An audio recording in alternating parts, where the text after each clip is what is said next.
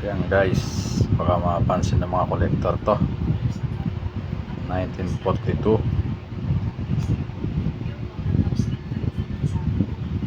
Napanood ko kasi may halaga pala ang mga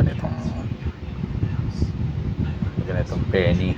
So nagkalkal ako dito sa mga abubot. Ayun, marami ako abubot dito eh. Ayun, oh. Nagkalkal ako, may nakita ako guys, 1942. Diba? Pagkatingin mo pa lang sa number 9, ba na yung dating?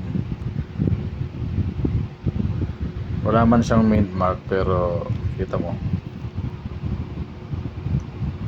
dyan, 1942. Makikita mo yun, mali, diba?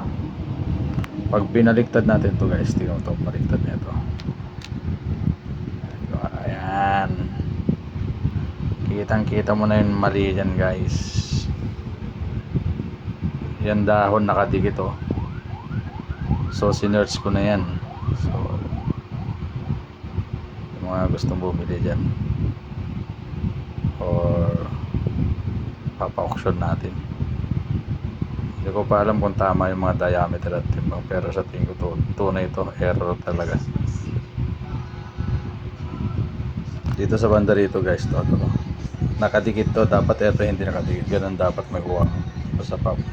Ito talaga nakadikit siya rito. Ayan, yung mga interesado, pwede nyo akong tawagan.